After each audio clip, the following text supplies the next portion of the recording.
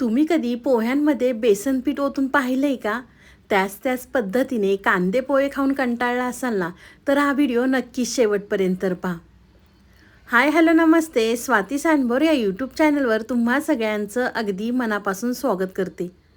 आज आपण पोह्यांमध्ये बेसन पीठ ओतून अगदी अप्रतिम रेसिपी पाहणार आहोत. तर इथे पहा, मी एक वाटी घेतलेली आहे. त्यामध्ये आपल्याला 4 चमचे बेसन पीठ घ्यायचं आहे. तुम्हाला किती जणांसाठी हा नाश्ता बनवायचा आहे त्यानुसार तुम्ही इथे बेसन पीठ कमी अधिक करू शकता. इथे मी 4 चमचे बेसन पीठ घेतलेलं आहे. त्यामध्ये आपल्याला 1 चमचा मिरची पावडर घालायची आहे. पाव चमचा आपल्याला त्यामध्ये हळद घालायची आहे. थोडं थोडं पाणी घालून आपल्याला हे मिक्स करून घ्यायचं आहे. पीठ मिक्स करताना खूप जास्त पाणी घातलं तर पिठाच्या गाठी होतील. त्यामुळे आपल्याला थोडं थोडं पाणी घालून हे पीठ मिक्स करायचं आहे. खूप जास्त आपल्याला सैलसर करायचं नाही आहे. अगदी व्हिडिओमध्ये दाखवते ना त्या पद्धतीने हे बेसन पीठ मिक्स करून घ्या. तर तुम्ही या ठिकाणी पाहू शकता मी बेसन पीठ मिक्स करून घेतलेलं आहे. इथे मी बाऊल घेतलेला आहे. त्यामध्ये आपल्याला 1 वाटी कांदा पोहे घ्यायचे आहेत. तुम्ही कांदा पोहेच्या ऐवजी पातळ पोहे असतात ना, ते सुद्धा यामध्ये तुम्ही वापरू शकता. तर इथे मी 1 वाटी पोहे घेतलेले आहेत. पोहे आपल्याला चाळणीने स्वच्छ चाळून घ्यायचे आहे, म्हणजे पोह्यांमध्ये जो काही कचरा असेल तो निघून जाईल. त्यानंतर आपल्याला पाणी घालून हे पोहे 2 पाण्याने स्वच्छ धुवून घ्यायचे आहेत. तर एका पाण्याने इथे मी धुवून घेतलेलं आहे. त्यामधलं सगळं पाणी काढून टाकलेलं आहे.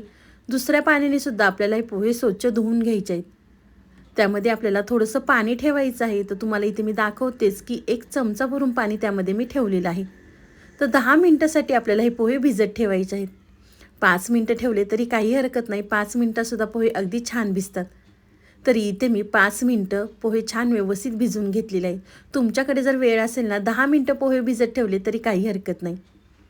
पोहे भिजल्यानंतर आपण जे बेसन पीठ मिक्स करून घेतलं होतं ते आपल्याला त्यामध्ये घालायचं आहे. तोपर्यंत तुम्ही माझा व्हिडिओ इथपर्यंत पाहिलाच आहे आणि व्हिडिओ थोडा तरी आवडला असेल ना तर व्हिडिओला 1 लाईक नक्कीच करा. साईडचं बेल आयकॉनसुद्धा प्रेस करा, म्हणजे तुम्हाला माझे नवीन व्हिडिओ पाहायला मिळतील. बेसन पीठ घातल्यानंतर पोह्यांमध्ये आपल्याला व्यवस्थित मिक्स करून घ्यायचं आहे. मिक्स केल्यानंतर इथे मी छोट्या आकाराचा कांदा बारीक चिरून घेतलेला आहे. अर्धा टोमॅटोसुद्धा या ठिकाणी मी बारीक चिरून घेतलेला आहे. 2 मिरच्या बारीक चिरून घालायच्या आहेत. जर खूपच लहान मुलं घरामध्ये खाणारे असतील ना तर मिरच्या स्किप केल्या तरी चालणार आहे. आता तुमच्याकडे जी फ्रीजमध्ये भाजी अवेलेबल असेल ना तुम्ही ती यामध्ये घालू शकता. इथे मी पालकची 2 ते 3 पानं बारीक चिरून घेतली होती. तुम्ही यामध्ये किसलेला कोबी, किसलेलं गाजर किंवा किसलेलं बीटसुद्धा वापरू शकता. तुमच्याकडे जी भाजी असेल ना ती तुम्ही यामध्ये घालू शकता. त्यामध्ये आपल्याला चिरलेली कोथिंबीर घालायची, 1 चमचा जिरा पावडर. बेसन पीठ वापरल्यामुळे त्यामध्ये आपल्याला पाव चमचा हिंग घालायचं आहे. चवीनुसार मीठ घालायचं आणि थोडं पाणी घालून आपल्याला हे व्यवस्थित मिक्स करून घ्यायचं आहे. ज्या वाटीमध्ये मी बेसन पीठ मिक्स करून घेतलं होतं त्या वाटीमध्ये थोडंसं पाणी घालून त्यामध्ये घातलेलं आहे. आपल्याला हे पीठ खूप जास्त सैलसर करायचं नाही आहे किंवा खूप जास्त दाटसरसुद्धा करायचं नाही आहे. अगदी व्हिडिओमध्ये दाखवते ना त्या पद्धतीने पीठ व्यवस्थित मिक्स करून घ्या. तर तुम्ही या ठिकाणी पाहू शकता मी हे पीठ व्यवस्थित मिक्स करून घेतलेलं आहे. एका साईडला पॅन गरम करून घेतलेला आहे. त्यामध्ये आपल्याला तेल घालायचं आहे. पॅनमध्ये तेल आपल्याला सगळीकडे पसरवून घ्यायचं आहे. तेल घातल्यानंतर जे पोह्याचं मिश्रण तयार केलेलं ते आपल्याला तव्यावरती घालायचं आहे. तर इथे मी 1.5 पळी मिश्रण तव्यावरती घातलेलं आहे. हलक्या हाताने आपल्याला हे पसरवून घ्यायचं आहे. खूप जास्त पातळ करायचं नाही आहे किंवा खूप जास्त जाडसुद्धा करायचं नाही. तुमच्या लक्षात आलंच असेल की आज आपण पोह्याचं थालीपीठ बनवलेलं आहे. तर इथे मी तुम्हाला एक पद्धत दाखवलेली आहे की पळीने छान हलक्या हाताने आपण हे पसरवून घेतलेलं आहे.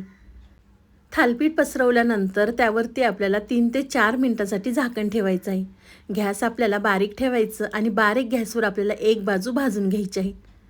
तर 3 ते 4 मिनटं झाल्यानंतर आपण झाकण काढून पाहूया. तुम्ही पाहू शकता वरची बाजू कोरडी झालेली आहे. त्यानंतर आपल्याला पलटी करून दुसऱ्या साईडने सुद्धा हे थालीपीठ छान असं भाजून घ्यायचं आहे. तुम्ही पाहू शकता पॅनमध्ये सुद्धा अगदी छान हे थालीपीठ निघालेलं आहे. अजिबात पॅनला चिटकलेलं नाही आहे. दुसऱ्या बाजूने पलटी केल्यानंतर आपल्याला थोडंसं तेल सोडायचं आहे आणि दोन्ही बाजूने थालीपीठ छान आपल्याला भाजून घ्यायचं आहे.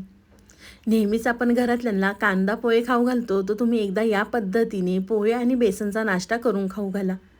अगदी लहानांपासून मोठ्यांपर्यंत सगळेजण आवडीने खातील.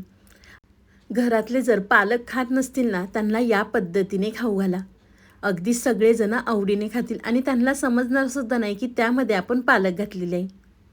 मुलं खूप जण पालेभाज्या खात नाही, तर त्यांना या पद्धतीने खाऊ घातलं की आरामात त्यांच्या पोटामध्ये पालेभाज्या जातात. तर इथे मी दोन्ही साईडनी सुद्धा छान थालीपीठ थापून घेतलेलं आहे. तर एक पद्धत मी तुम्हाला दाखवली होती की पळीने हलक्या हाताने आपण पसरवून घेतलेलं आहे. दुसऱ्या पद्धतीने इथे मी थापून तव्यावरच हे थालीपीठ थापून घेतलेलं आहे. हाताला थोडंसं तेल लावायचं आणि अगदी हलक्या हाताने आपल्याला हे थालीपीठ थापून घ्यायचं आहे. थापल्यानंतर आपल्याला साईडनी तेल सोडायचं आणि दोन्ही साईडनी सुद्धा हे थालीपीठ आपल्याला खमंग भाजून घ्यायचं आहे. त्यावरती आपल्याला 2 ते 3 मिनिटासाठी झाकण ठेवायचं. 2 ते 3 मिनिटं झाल्यानंतर आपण झाकण काढून पाहूया. तुम्ही पाहू शकता वरची बाजू कोरडी झालेली आहे. त्यावरती थोडंसं तेल घालायचं आणि आपल्याला दुसऱ्या बाजूने सुद्धा छान हे थालीपीठ भाजून घ्यायचं आहे. थालीपीठ भाजण्याची घाई करायची नाही, कारण बारीक गॅसवर भाजलं की छान आतपर्यंत हे थालीपीठ भाजलं जातं. तुम्ही पाहू शकता थालीपीठाला रंगसुद्धा किती सुंदर आलेला आहे. तर दोन्ही बाजूनी भाजल्यानंतर एका साईडला काढून घेते. तोपर्यंत तुम्ही माझ्या चॅनलवर नवीन आला असेल ना, तर प्लीज आपल्या चॅनलला एक सबस्क्राईब नक्कीच करा. इथे मी दुसरंसुद्धा थालीपीठ भाजून घेतलेलं आहे, तर एका साईडला काढून घेते. एका वाटी पोह्यामध्ये 3 ते 4 थालीपीठ आरामात होतात. तुम्हाला हा नाश्ता किती जणांसाठी बनवायचा आहे त्यानुसार तुम्ही पोहे, बेसन पीठ कमी अधिक करू शकता. दुसरंसुद्धा थालीपीठ केल्यानंतर आपल्याला थोडंसं तेल घालायचं आणि दोन्ही बाजूनी सुद्धा हे थालीपीठ छान खमंग आपल्याला भाजून घ्यायचं आहे. अशाच पद्धतीने इथे मी सगळे थालीपीठं करून घेतलेले आहे. तुम्ही टोमॅटो केचप संग किंवा मेयोनीज संग किंवा पुदिन्याची चटणी असते ना, त्यासोबत सुद्धा तुम्ही खाऊ शकता किंवा तसेसुद्धा हे थालीपीठ खायला अगदी छान लागतात. तुम्हाला ही माझी आजची रेसिपी कशी वाटली ती मला नक्की कमेंट करून कळवा. व्हिडिओ आवडला तर व्हिडिओला जास्तीत जास्त शेअर करा. तुम्ही माझा व्हिडिओ कोणत्या शहरातनं पाहता ते सुद्धा मला कमेंट करून नक्कीच कळवा, म्हणजे तुमचे मला आभार मानता येईल. पुन्हा भेटूया असाच एक छानसा व्हिडिओ घेऊन. तोपर्यंत मस्त खा, स्वस्थ रहा. बाय.